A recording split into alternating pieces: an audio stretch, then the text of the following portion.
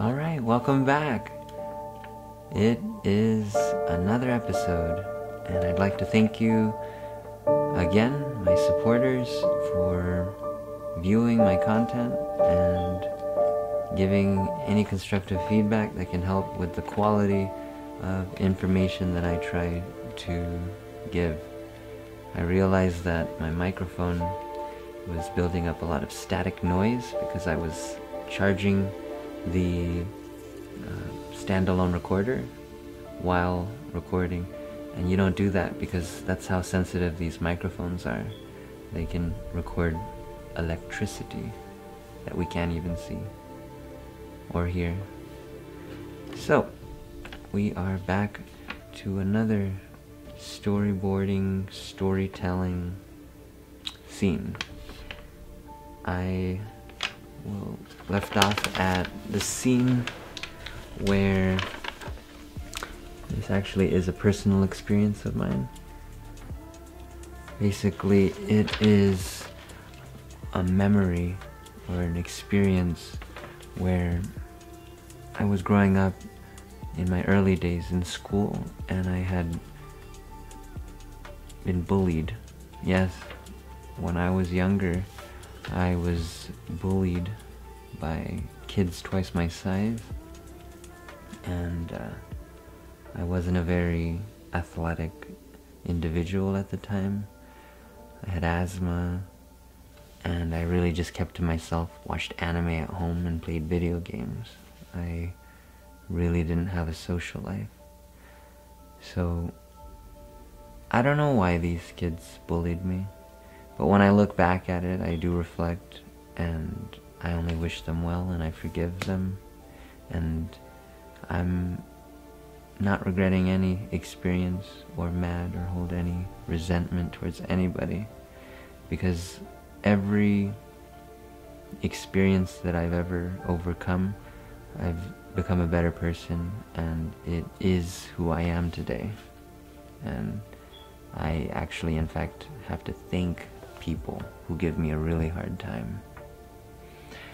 Alright, so in this scene, it flashbacks to a moment in time where the protagonist, the main character, is confronted by two bullies twice his size, and they joke around with him, and he just tries to keep to himself and ignore them. But by ignoring them, it leads to more problems where they physically try to get his attention, and they do that by getting a water bottle filled with liquid, and they throw it towards him. Who knows if it's intentional to hit him directly into the head, but that's what it does, and it strikes our protagonist down and leaves him on the floor, weeping in pain, and they just walk away and call him a wimp. The protagonist actually waits, doesn't get up until his father drives up to him, and he realizes his father didn't show up to pick him up after school because his father just wanted to get him like a Happy Meal at McDonald's. But that ended up not being a happy day, and the protagonist gets into the car with his father. It's a van, in fact. And the father, he is so focused. He looks at his son, and all he says is, who, or actually, which direction did the people that did this to you go? And all the protagonist does is just point in that direction. So they drive along that path, and they actually catch up to those kids.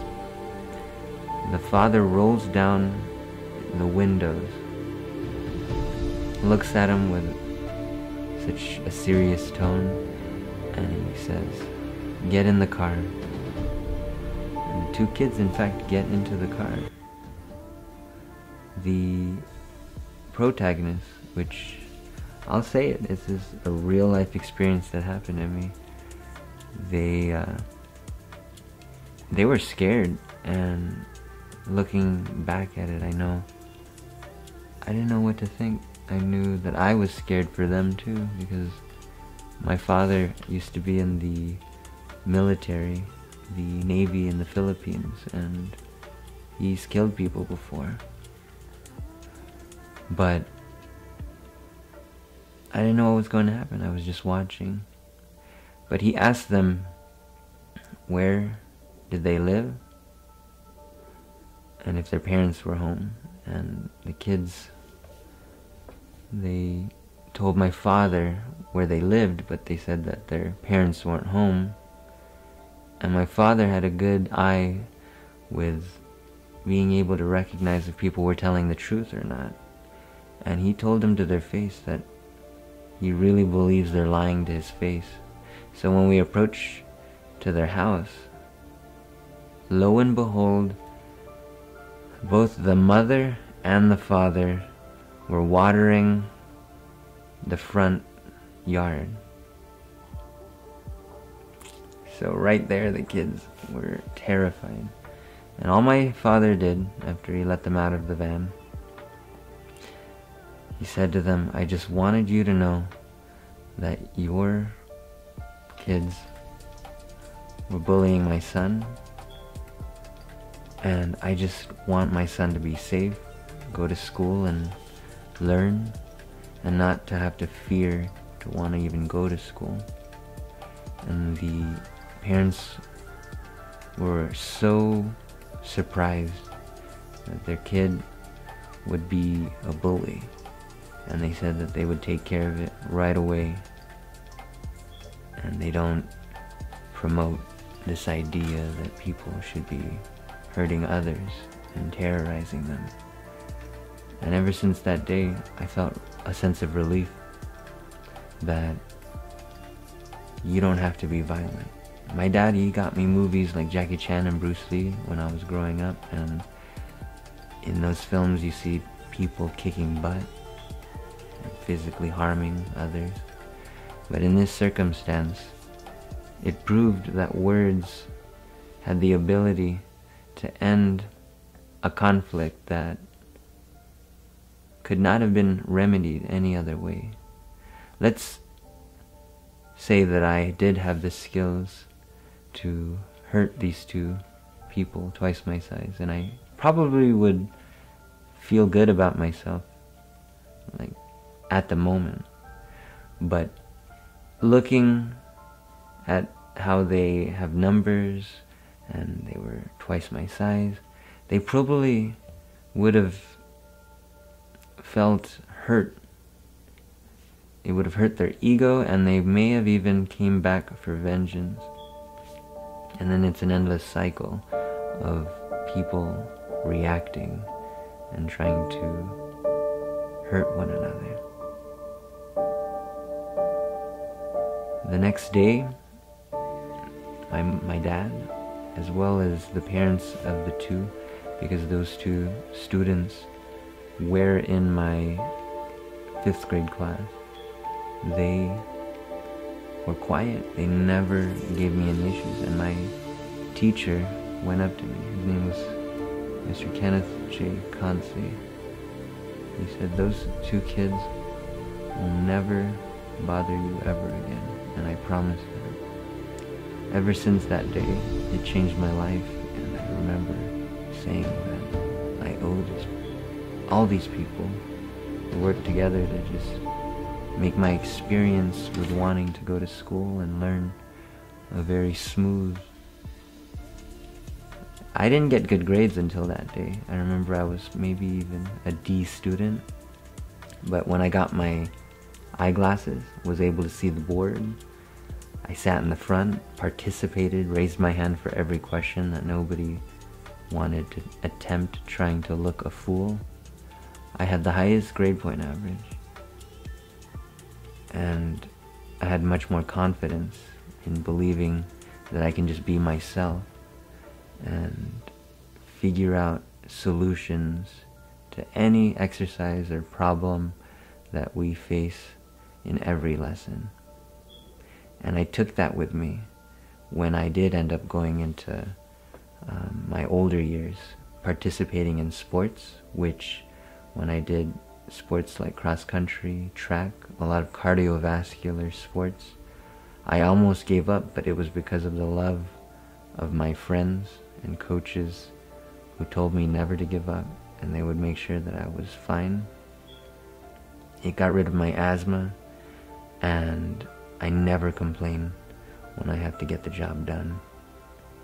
And it shows through your improvement. Your body physiologically changes, and your mindset is now capable of sharing that experience to help people who are on that same journey with having to overcome a lot of the pain and suffering that they feel that starts here. A lot of fights or the brutality of any experience or art doesn't really stem within this physical. If you ask a lot of really intellectual and experienced veterans of every art in fighting, they will tell you that there is a spirituality with how we learn our techniques. We know that it's like a chess match. We create solutions to every hurdle that we come across, and we capitalize when that moment comes. Just like how they say in Latin, carpe diem, seize the day. And I'll end it at that. I tend to always go over, but this is a really important scene to me, and I'll tell you because it's my own personal experience with being such a weakling and being afraid. So I'll leave it at that, and remember, you don't have to be afraid. Oh, I'll also give this verse. It's Romans 12:21. Do not be overcome by evil, but overcome evil with good. Ciao.